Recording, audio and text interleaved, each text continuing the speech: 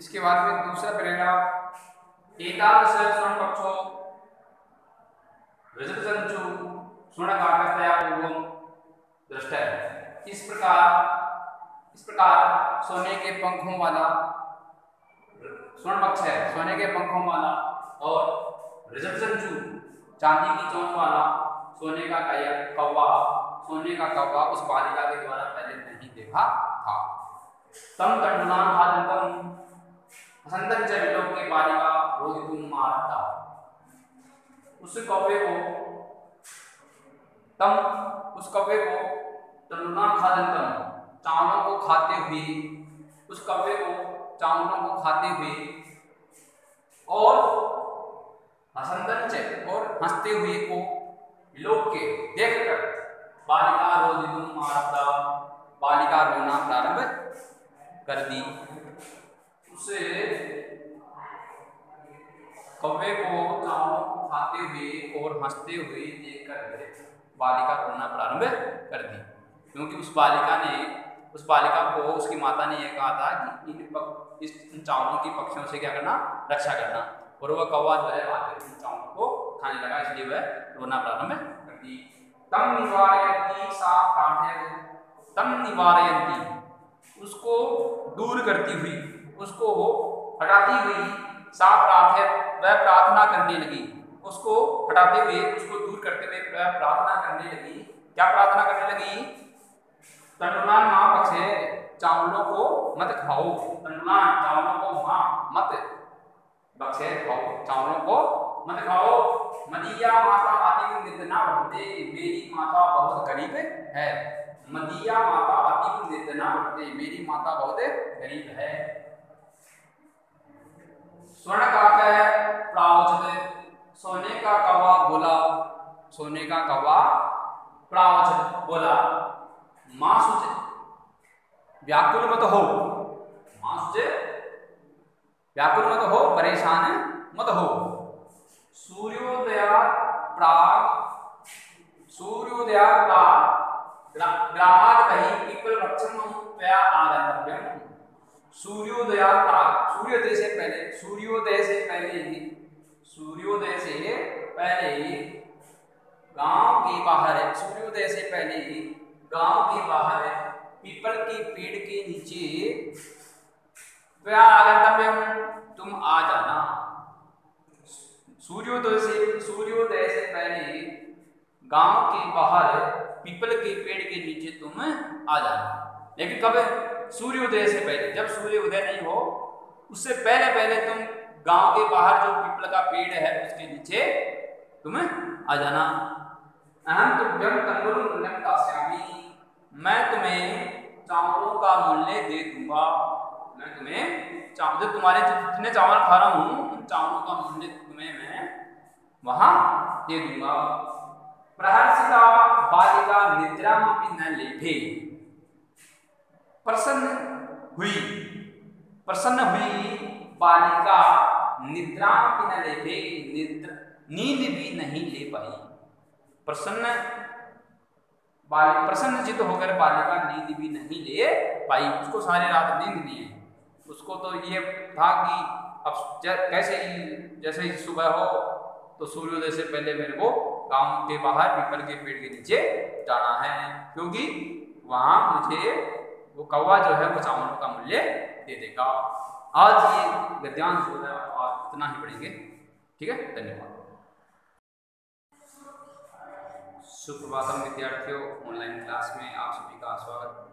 आज 13 अगस्त 2020 कक्षा 9वीं विषय संस्कृतम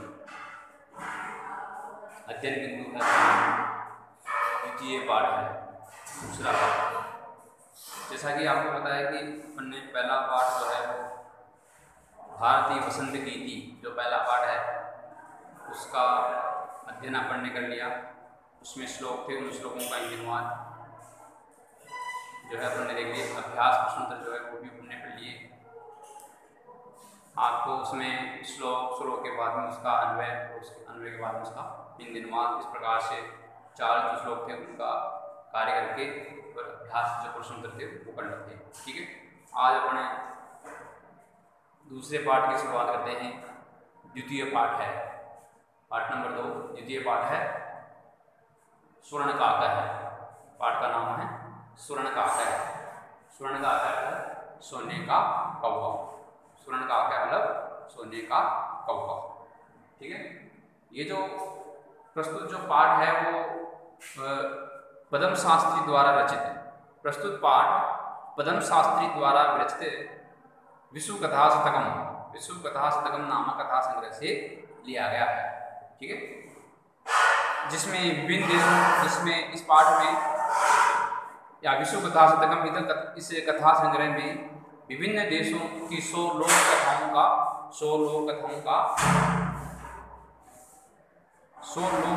का वर्णन, कथाओं का संग्रह है।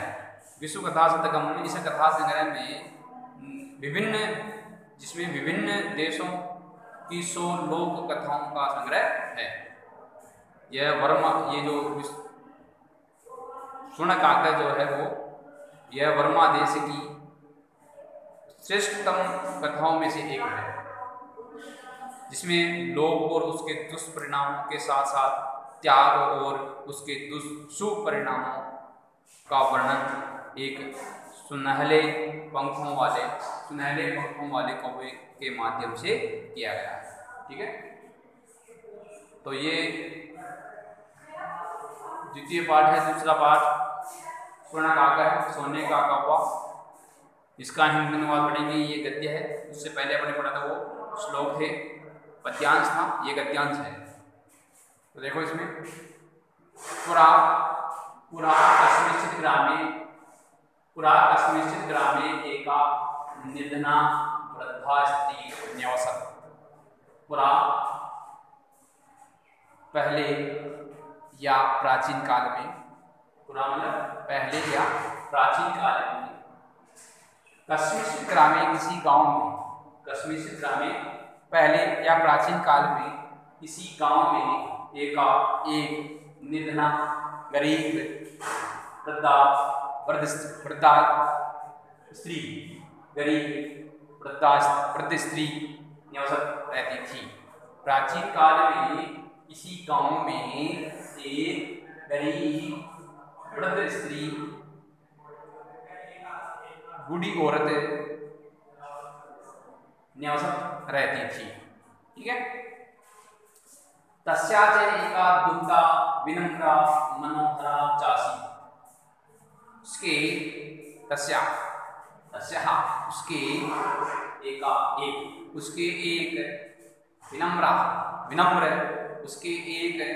विनम्र और च का पहले आएगा, और च तो बाद में आएगा। तस्या उसके एका एक विनम्रा मनोहर च और मनोहर दुहिता पुत्री आसी थी, और उसके एक विनम्र और मनोहर पुत्री, दुहिता मतलब पुत्री थी। ठीक है, इसके उस वृद्ध स्त्री के, गरीब जो वृद्ध स्त्री थी उसकी एक विनम्र और मनोहर पुत्री थी। एकदा माता तण्डुलान् स्थाल्यां निक्षिप्य पुत्रीम् आदिशत्। ठीक है, एकदा माता तण्डुलान् स्थाल्यां निक्षिप्य पुत्रीम् आदिशत्। एक बार माता तण्डुलान् चावलों, एक बार माता ने चावलों को थाली में निक्षिप्य डालकर, एक बार माता ने चावलों को थाली में डालकर पुत्री को आदेश दिया। एक बार माता ने चावलों को थाली में डालकर पुत्री को आदेश दिया। क्या आदेश दिया कि सूर्या तपे तण्डुलान् खगेभ्यो रक्षे। सूर्या तपे तण्डुलान् खगेभ्यो रक्षे। सूर्य की धूप में सूर्य की धूप में चावलों की पक्षियों से रक्षा करो। सूर्य की धूप में चावलों की पक्षियों से रक्षा करो। मतलब उस माता ने वो चावल जो है थाली में डाले और उसको धूप में रख दिए और अपनी पुत्री को यह आदेश दिया कि इन चावलों, सूर्य की जो धूप में जो चावल पड़े हैं, उन चावलों की सूर्य से पक्षियों से रक्षा करो। ठीक है। किंचित कालानन्तरम् एको विचित्रकाय समुद्दीये तस्याः समीपम् अगच्छत्। किंचित कालानन्तरम्, कुछ समय के बाद, किंचित कुछ कालानन्तरम् समय के बाद, एको एक विचित्र है अनोखा, कुछ समय के बाद एक अनोखा, कुछ समय के बाद एक विचित्र है अनोखा काका है कौवा समुद्री उड़कर है तस्या समीपम आगच्छते, उसे बालिका के पास आया। कुछ समय के बाद, किंचित मतलब कुछ कालांतर, कुछ समय के बाद एक अनोखा कौवा उड़कर उसे बालिका के पास आया। ठीक है, बालिका के पास आया। ठीक है, ये पहला पैराग्राफ है। Paragraph change. नेता को जो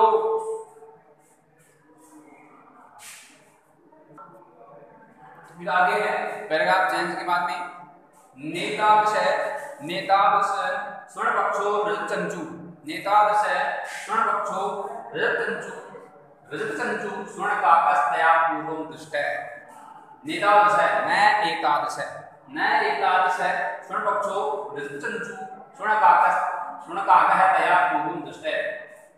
एकादश इस प्रकार सोने के पंखों वाला, इस प्रकार सोने के पंखों वाला और रजतचंचु चांदी की चोंच वाला, इस प्रकार स्वर्ण पक्ष है सोने के पंखों वाला और रजतचंचु चांदी की चोंच वाला सोने का कौवा